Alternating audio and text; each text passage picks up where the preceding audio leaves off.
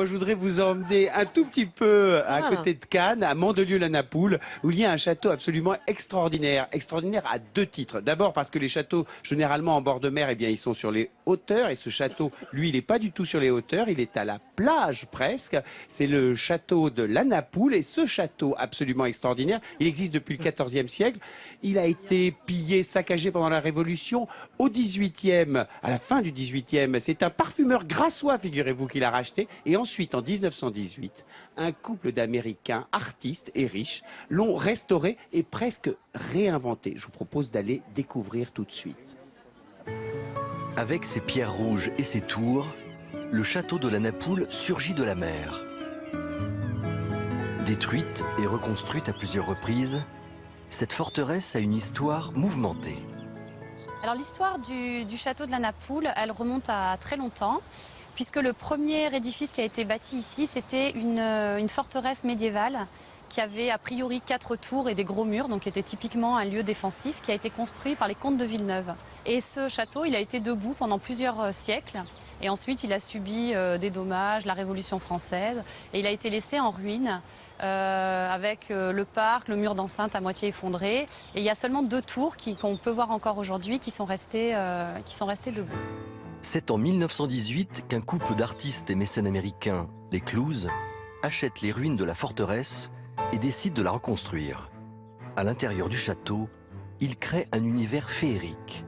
Dans cette salle à manger, entièrement voûtée, le couple s'est librement inspiré d'une nef d'église. La table est une meule de pierre scellée à tout jamais, à l'image des chevaliers de la table ronde.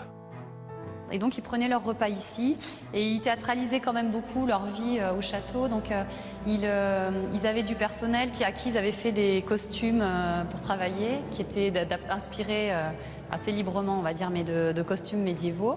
Et puis eux-mêmes, ils se dessinaient des costumes qu'ils faisaient ensuite réaliser pour être habillés en harmonie avec leur château. L'atelier d'Henri Clouse dévoile son parcours artistique, de ses premières œuvres classiques réalisées à New York jusqu'aux personnages fantastiques qu'il a créés au château de la Napoule. Éclectique, fantastique ou classique, la visite du musée du château ne laisse jamais les visiteurs indifférents. Puis ce qui est beau, c'est de voir cette passion commune pour l'art d'un couple qui s'entend parfaitement et qui met tout dans la création et qui font œuvre commune en fait, que ce soit dans l'architecture, dans la sculpture, la peinture et même le chant. Les Clouse résident pour toujours au château de la Napoule. Leur tombeau se trouve juste en dessous de cette tour. Par peur d'être séparés par la mort, ils ont même construit une pièce inaccessible au sommet afin que leurs esprits libres puissent se retrouver un jour.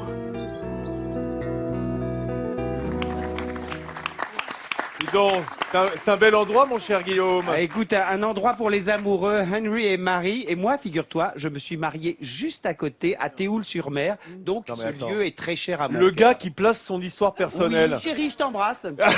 Voilà, petit message personnel. Mais c'est normal, les amoureux, on le reste quand on se marie dans On a le droit. Donc, voilà. Guillaume est pris. Et voilà. Oui, mesdames. Oui, on a beaucoup de courriers.